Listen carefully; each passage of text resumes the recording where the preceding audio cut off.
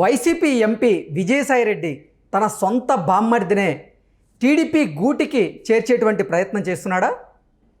అది గ్రహించినటువంటి Jaganmohan Reddy విజయసాయిరెడ్డికి serious warning ఇచ్చారా అంటే అవుననే సమాధానం ఇస్తున్నారు కొంతమంది రాజకీయ విశ్లేషకులు.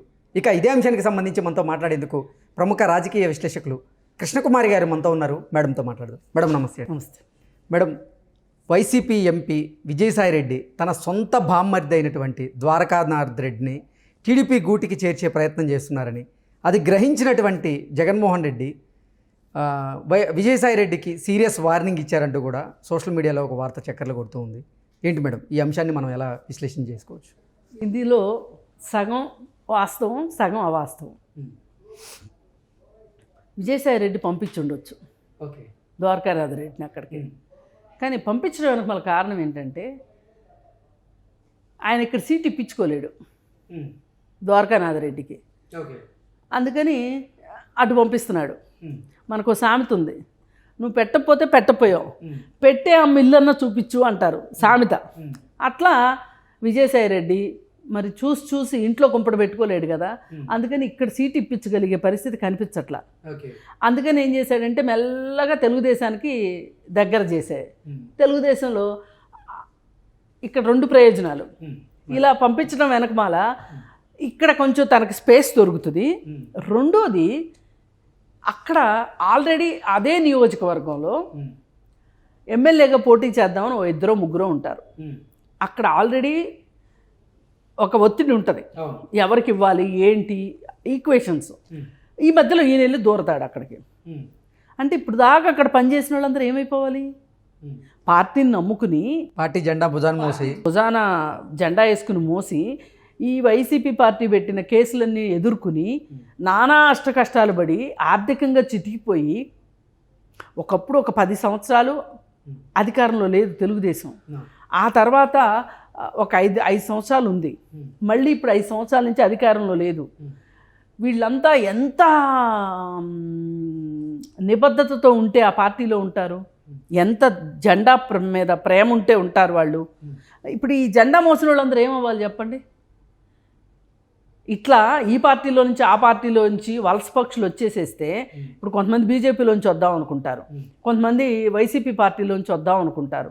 వస్తే అక్కడ అసలు తెలుగుదేశం వాళ్ళ పరిస్థితి ఏంటి? ఇప్పుడు నేను అనేది తెలుగుదేశం నుంచి ఇటు వచ్చినా తప్పే నా దృష్టిలో. అసలు ఎందుకు మీరు ఈ పార్టీలు సీట్ ఇవ్వనంత మాత్రాన పార్టీలు మారే తహతహా ఉంది చూసారా? ఇప్పుడు ఒక నలుగురు పనిచేస్తున్నారు, ఈ నలుగురిలో ఎవరైతే ఈక్వేషన్స్ బాగుంటాయి, గెలుపు గ్యారంటీగా ఉంటుంది అన్న వాళ్ళని పార్టీ సెలెక్ట్ చేస్తుంది. మీరు క్రమశిక్షణతో పనిచేయాలి. అంతేగా నువ్వు సీట్ ఇవ్వలేదు కాబట్టి నేను అలిగి వెళ్ళిపోతాను అనడం కరెక్ట్ కాదు. కానీ ఇప్పుడు ఇట్లాంటి వాళ్ళ వల్ల ఇంకా ప్రాబ్లమే కదా ఇది. అందుకని చెప్పి ఇక్కడ వైసీపీ పార్టీని ఎప్పుడూ తక్కువ అంచనా వేయొద్దు. వైసీపీ పార్టీ ఏ పని చేసినా కానీ 2 అంచెల వ్యూహం అంటారు, 3 అంచెల వ్యూహం వేసే వాళ్ళు కూడా ఉంటారు కొంతమంది. అది 2 అంచెల వ్యూహం అన్నమాట. ఏంటి అంటే ఇక్కడ ఒత్తిడిని తగ్గించుకోవటం, ఇక్కడ రసాభాసని కొంచెం ట్రాఫిక్ క్లియర్ చేసుకోవడం, పక్క పార్టీలో ట్రాఫిక్ పెంచడం.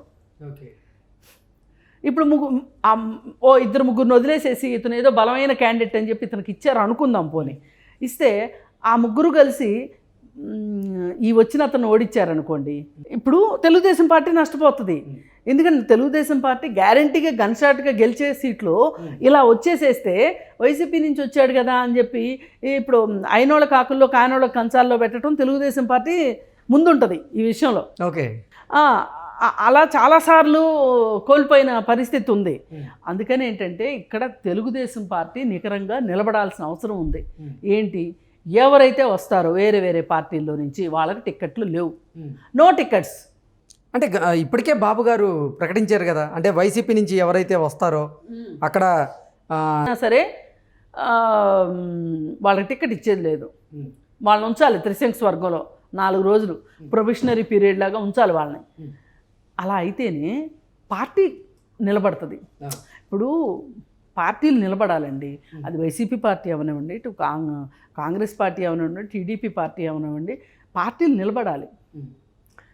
పార్టీ అధినాయకులు తప్పులు చేసి దానివల్ల అధికారంలోకి వచ్చిన తర్వాత వాళ్ళ వల్ల ప్రజలు నష్టపోకూడదని మనం ఎట్లా కోరుకుంటామో అలాగే పార్టీలు కూడా ఉండాలి. ఇప్పుడు ఉన్నాయి కదా పార్టీలు ఉన్నాయి కదా, పార్టీలు ఉన్నప్పుడు ఉండాలి. వాటిని ఇలా ఈ డిస్టర్బెన్సెస్ కరెక్ట్ కాదు. అయితే దీని వెనకమాల ఇప్పుడు ఈ ద్వారకానాథ రెడ్డి అనే పేరు ఏదైతే వచ్చిందో ఈ పేరు రావడం వెనకమాల ఇతను విజయసాయి రెడ్డి బావమరిది అవటం ఇది వెలుగులోకి వచ్చింది. పైగా మీరు ఎక్కడన్నా చూడండి వైసీపీ పార్టీ మొత్తంలో దారిన పోయేది ఎవర్రా అంటే దెబ్బలు తినేది నేనే అన్నట్టుంటాడు విజయసాయి రెడ్డి. అతను పాయింట్అవుట్ అయినట్లుగా అతను వేలు చూపించుకున్నట్లుగా ఎవరైనా చూపించుకుంటారో చూడండి, ఎవరో చూపించుకోరు. ఎందుకు అంటే అసలు అతను రాజకీయాలకు పనికిరాడు, అతను రాజకీయాలకు పనికొచ్చే మెటీరియల్ కాదు అతను. అంటే రాజకీయ నాయకుడు అయితే కాదు, రాజకీయ నాయకుడు కాదు. రాజకీయ నాయకుడు ఎందుకు అయ్యాడు, రాజకీయాల్లోకి ఎలా వచ్చాడు? అతను ఒక సీఏ అయ్యుండి జగన్మోహన్ రెడ్డికి కుయుక్తులన్నీ నేర్పించి జగన్మోహన్ రెడ్డిని ఒక ఆర్థిక నేరస్తుడిగా తయారు చేసి ఆ ఆర్థిక నేరంలో పాలు పంచుకున్న ఆర్థిక నేరస్తుల భాగస్వామి అతను. అక్కడ ఒక కూటమి ఉంది, ఆర్థిక నేరస్తుల కూటమి ఉంది.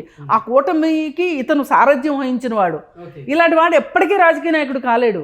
ఇంకా గట్టిగా మాట్లాడుకుంటే జగన్మోహన్ రెడ్డి కూడా రాజకీయాలకు పనికొచ్చే మెటీరియల్ కాదు జగన్మోహన్ రెడ్డి. అయ్యుంటే గనక 152 మంది ఎమ్మెల్యేలు చేతికి వస్తే అసలు పరిపాలన ఎట్లుండాలండి? ఇవాళ ఎంతమంది మాట్లాడుకునేటట్లు ఉండాలా? మీలాంటి నాలాంటి విశ్లేషకులు మాట్లాడుకునేటట్లు ఉండాలా? రాజకీయ నాయకుడు అంటే ఎట్లా ఉండాలి అంటే ఒక మార్గదర్శకం ఉండాలి, ఒక ఏదంటే అది వెన్నుచూపని విధానం ఉండాలి, మడమ తిప్పని విధానం ఉండాలి. వీళ్ళు చెప్పేవన్నీ కరెక్ట్గా చెప్తున్నారు, చేసేవన్నీ ఆపోజిట్ చేస్తున్నారు. అందుకే వీళ్ళు రాజకీయాలకు పనికిరారు. త్యాగం ఉండాలి రాజకీయం అంటే. రాజకీయ నాయకులు అంటే ఒట్టి మాటలు కాదు. ఇవాళ మనం ఒక స్టెప్ తీసుకున్నామంటే 10 సంవత్సరాల కాలం పాటు, కనీసం 15 సంవత్సరాల కాలం పాటు అది చలామణిలో ఉండాలి. అది ప్రజలకు ఉపయోగపడాలి. నీ పార్టీ కన్నా ఉపయోగపడాలి, ప్రజలకన్నా ఉపయోగపడాలి. నీకు వ్యక్తిగతంగా ఉపయోగపడకపోయినా అది రాజకీయ నాయకుడు అంటే అర్థం.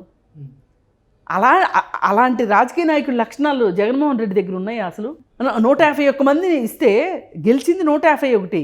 మరి తర్వాత వచ్చి జాయిన్ అయిన వాళ్ళు వాళ్ళని కూడా లెక్కేసుకోవాలి కదా.